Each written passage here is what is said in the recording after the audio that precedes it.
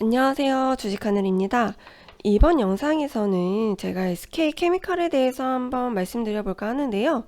영상 들어가기에 앞서 좋아요와 구독 꼭 눌러주시고요. 그럼 한번 시작해 보도록 하겠습니다.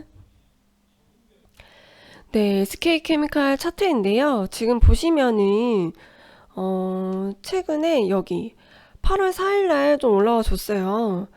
그래서 이 부분에서 왜 이런 상승이 나왔냐 하면은 이것과 관련해서는 마파모스타드 관련된 호재 뉴스로 인한 상승이거든요. 그러면 이제 그런 뉴스가 뭐냐라고 했을 때 이 렘데시비르의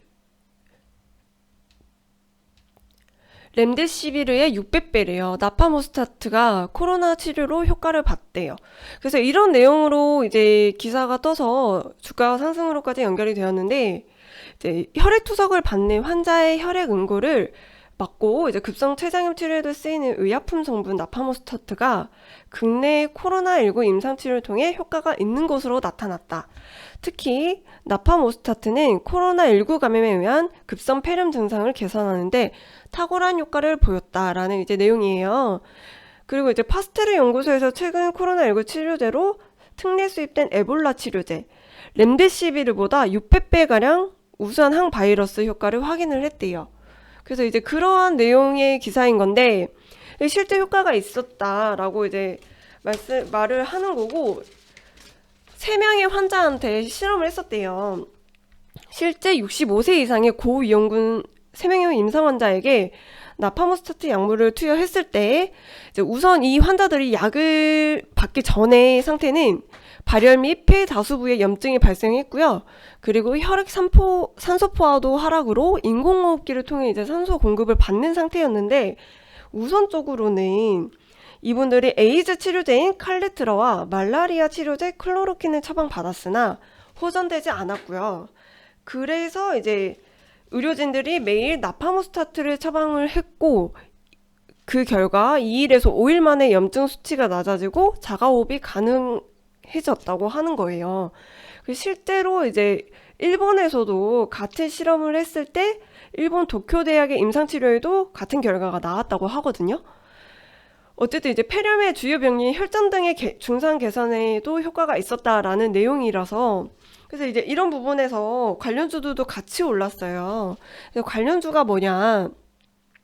SK케미칼 우선 말씀드렸고 종근당도 상한가, 그리고 캐몬도 상한가, 그리고 뉴지랩도 이렇게 이제 상한가 찍고 좀 내려온 모습. BC월드 제약, 제일약품, 뭐 이런 부분들 여기 지금 8월 4일날 다 상승이 나왔죠.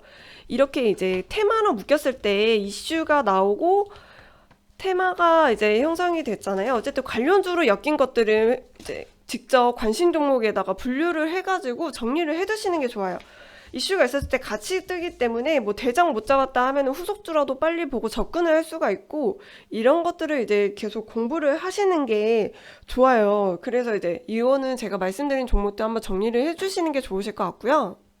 그리고 이제 제일약품 같은 경우는 상한가를 찍고 5%에서 마감을 했어요. 그래서 그 이유가 뭐냐 하면은 지금 제일약품은 나파모스타트 코로나19 개발 계획 없어 이 내용 때문이거든요. 그래서 이 내용으로 인한 하락이고 이제 그런 부분들 뉴스가 이제 굉장히 중요해요, 여러분. 그래서 이렇게 테마주를 접근하실 때는 뉴스를 꼭 체크를 해주셔야 하시고요. 키워드 같은 거 뉴스에도 이제 키워드 같은 거 거실 수가 있거든요. 그런 걸로 이제 본인이 가지고 있는 종목 이제 명 이런 것들은 키워드로 한번 이제 걸어서 뉴스를 받는 거 그런 것도 해주시면 좋아요. 그래서 그렇게 해주시면 좋고 뭐 결과적으로는 어쨌든 나파모스타트가 임상치료로 인한 결과가 증명이 됐기 때문에 해당 부분에 대해서는 잘 체크를 해주시는 게 중요할 것 같고요. 이제 테마라는 게 말씀드렸다시피 한 번의 끝 이게 아니라서 지금 또 코로나가 완전히 끝난 게 아니죠. 지속되고 있는 이제 사회적 문제이기 때문에 그런 부분에 대해서는 여러분들도 계속 참고를 하셔야 되겠고 관련주들 코로나 관련해서 진단키트 뭐 백신 치료제 손소독제 이런 거를 이제 다 분류를 해두세요. 앞으로 영상에서도 제가 계속해서 이제 어떤 종목군들이 있고 이런 것들을 어떻게 봐야 되고 계속 말씀을 드릴 테지만 오늘 말씀드린 부분도 꼭 정리를 해두셔야 하세요. 그래서 이제 차트를 한번 볼 건데요.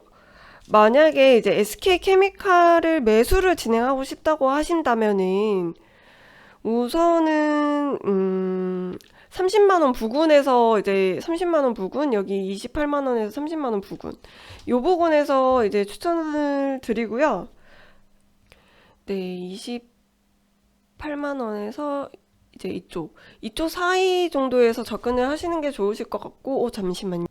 네, 차트가 잠시 꺼졌죠. 죄송합니다. 그래서 이 부분에서 이제 신규 매수 진행하시면 좋으실 것 같고, 만약에 이제 27만 원 선, 27만 원 밑으로 이제 쭉 떨어진다고 하시면은 그 부분은 이제 좀 조심해서 봐야 될 것으로 보여져요. 그래서 이제 그럴 때는 일부 매도를 해서 더 아래에서 잡는 전략. 어쨌든 지금 좀 많이 올라와 있기 때문에 그런 전략이 좀 중요해 보여요. 그 수익이신 분들은 아무래도 이제 고점에 대한 부담이 있을 수가 있으니까 일부 챙기시고 그리고 이제 다시 밑에서 비중 채우는 그런 전략. 그렇게 보시면 좋을 것 같아요. 어쨌든 지금 SK케미칼 같은 경우는 자회사 SK바이오사이언스 관련해서도 이슈가 있죠. 빌 게이츠. 이제 게이츠 재단에서 R&D 지원했고요. 만약에 백신 개발이 성공한다면 내년에 연간 2억 개 생산을 한대요. 그래서 이제 SK바이오사이언스 관련 호재도 있기 때문에 상승은 유효할 것으로 보여지고요.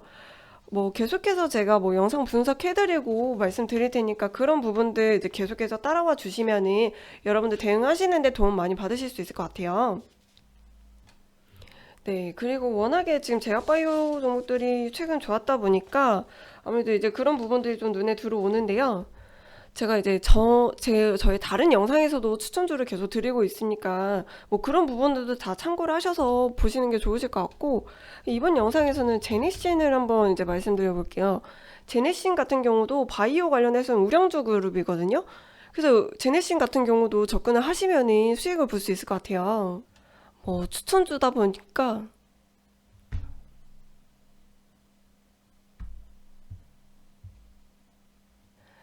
추천주다 보니까 여러분들이 대략 많이 사서 비중 많이 싣고 이러시지 마시고요. 어쨌든 이제 저와 이제 같이 함께 해 나가는 시작점이라고 생각을 하니까 소량으로라도 이제 조금씩 매수를 해서 이런 이제 패턴들을 익혀 주시는 게 좋으실 것 같고요.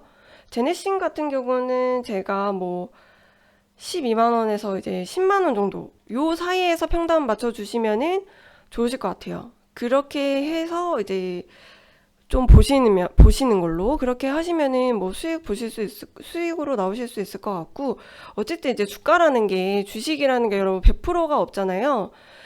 요 라인 61선을 깨면은 그때는 이제 비중 이제 덜어내시는 거 좀 이제 손절을 하시고 다시 아래에서 잡는 전략 그런 부분들 잘 체크를 해서 따라와 주시면 좋으실 것 같아요.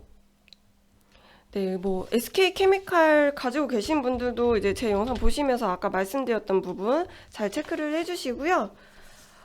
새로 진입하시는 분들 같은 경우도 제가 말씀드렸잖아요. 28만 원에서 여기 5일선 요 라인 이 사이에서 잡아주시고 27만 원 부분까지 깬다면은 일부 정리를 하시고 더 아랫부분에서 잡아주는 게 좋다.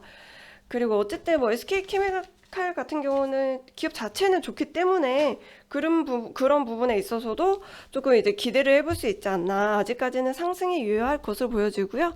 그 추천주는 제네시는 드려봤는데 이것도 이제 여력 되시는 분들은 조금 매수를 해서 한번 이제 진행을 해보셔도 좋으실 것 같아요.